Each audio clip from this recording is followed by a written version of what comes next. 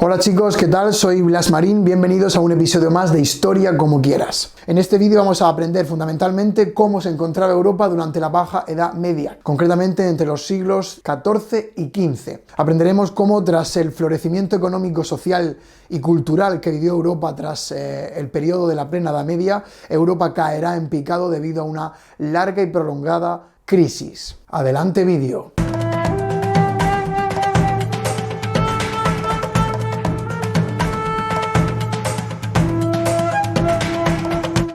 ¿Qué es lo que vamos a aprender en este vídeo? 1. ¿Cuáles fueron las causas de la crisis del siglo XIV en Europa? 2. ¿Cómo esas causas desembocaron en una crisis social generalizada? Hablaremos del cisma de Occidente, de la peste negra y de la guerra de los 100 años. 3. Resumiremos las consecuencias de la crisis. Y 4. Finalizaremos hablando de cómo se encontraba Europa en el último siglo de la Edad Media, en el siglo XV. Guerras, pestes, crisis, separación... Durante el siglo XIV, la Europa feudal se vio afectada por una serie de problemas que frenaron el desarrollo de los siglos precedentes. Estos problemas se reflejaron en una crisis generalizada que se manifestó en diversos aspectos. Se puede afirmar que durante un mismo momento se juntó una crisis religiosa, una crisis política y una crisis demográfica. La crisis religiosa, empecemos por ella. En el seno del catolicismo se produjo una confrontación, un problema, una lucha, que dio lugar al cisma de Occidente. Este fue un periodo de ruptura de la Iglesia, entre 1378 y 1417. Durante este momento, durante el cisma, hubieron dos papas, uno en Roma y uno en Aviñón. Fijaros el lío que podía causar esto. Pasemos ahora a hablar de la crisis política. Durante este momento tuvo lugar la llamada Guerra de los 100 años, que duró desde 1337 hasta el año 1453. Bueno, realmente duró un poco más de 100 años. Esta guerra fue un grave y largo conflicto entre las dos monarquías más poderosas del momento. De un lado tenemos a Francia y del otro tenemos a Inglaterra, pero no solo se quedó ahí, sino que la batalla o la guerra se generalizó tanto que involucró a otros reinos europeos.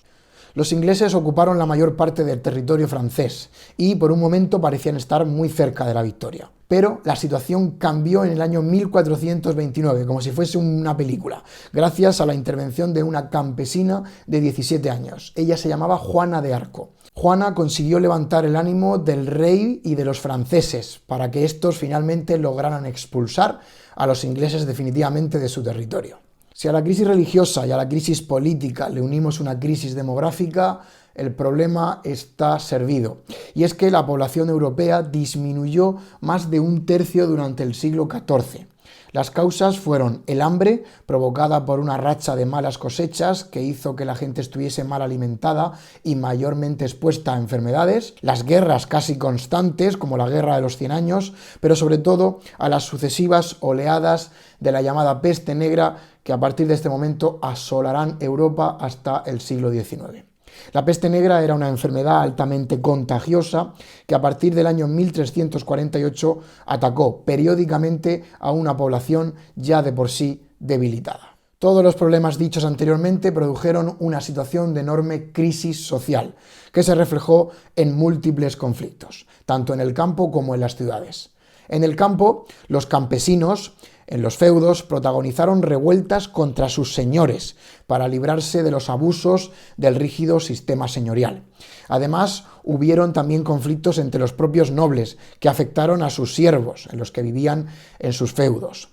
Las revueltas urbanas se dieron entre los más pobres de las capas bajas del artesanado contra el patriciado urbano, contra los ricos burgueses. Además, también se dieron disputas dentro del propio patriciado urbano por poder controlar el poder municipal. Finalmente, todo esto se decantó en revueltas populares, ya sean en el campo o en las ciudades. ¿Qué es lo que ocurría? Pues que la gente aterrada por la epidemia de peste y por el hambre y fanatizada por predicadores que alegaban un motivo divino a todo el mal que cundía en Europa, hostigaron violentamente a ciertos grupos sociales, como por ejemplo a los judíos, a los extranjeros o a los ricos, o a cualquiera que se considerara el culpable de esa situación. Las consecuencias de la crisis fueron enormes. Por un lado, la población europea descendió de 80 a 45 millones de personas entre el año 1300 y el 1400. En la península ibérica o en Mallorca se perdieron, fijaros, entre el 25% y el 50% de sus habitantes. En otro ámbito, la economía decreció, evidentemente.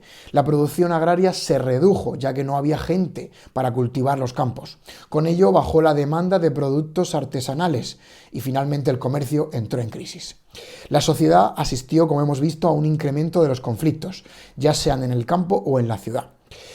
Finalmente, el arte paralizó las construcciones de las grandes catedrales y el arte expresó en sí mismo el pesimismo causado por la crisis en temas macabros como el juicio final, las danzas de la muerte, las persecuciones contra otras religiones, etc.